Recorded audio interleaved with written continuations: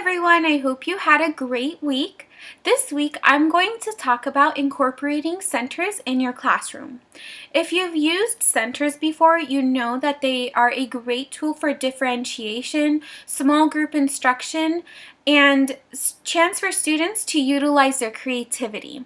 They're also great for large classroom sizes because they allow you to have small group instruction, just as I mentioned, and have individualized attention for your students. Students enjoy the centers very much, and they can also be fun for teachers too. There are a couple ways that you can set up your centers. The first way is subject-specific centers.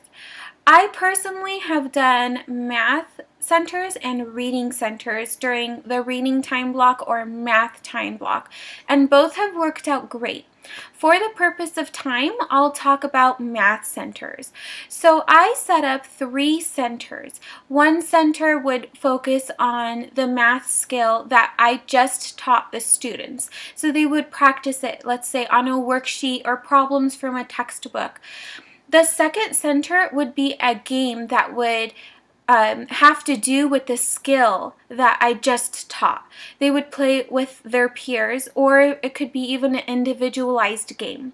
And the third center could be a chance for them to work on their own, practice it in different ways. Maybe there's another game or a skill that they could work on, and it all would have to do with the math skill that I just taught them. The second way that you could plan centers is to have multi-subject centers. So say you allocate 45 minutes to an hour once or twice a week at the end of the day for centers. This would be a great time to utilize centers to have students review what you've taught them during the day or throughout the week. For example, you could set up, again, 3 stations. And each station would focus on a different subject. One station could be a science experiment, another could be a math game, and a third could be a catch-up station where students catch up on their work. You could really integrate a variety of subjects and activities in these stations that students would enjoy and allow them to move around the classroom. Other center ideas include having a research station where students could research any topic that they want. Another idea could be a writing station where students could practice writing journals, poems, letters, or maybe if you're teaching a certain type of writing, they can practice it during this time. They could also do a game station where they play a game, an educational game with their friends.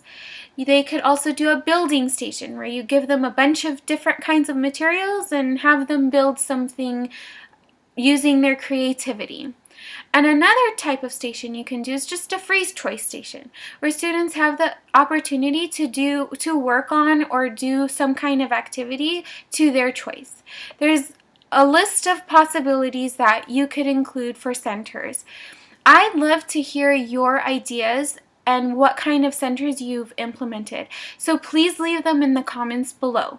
I've also included a center sheet link below that will help students organize the centers that they've gone to and write down what they've done in each center.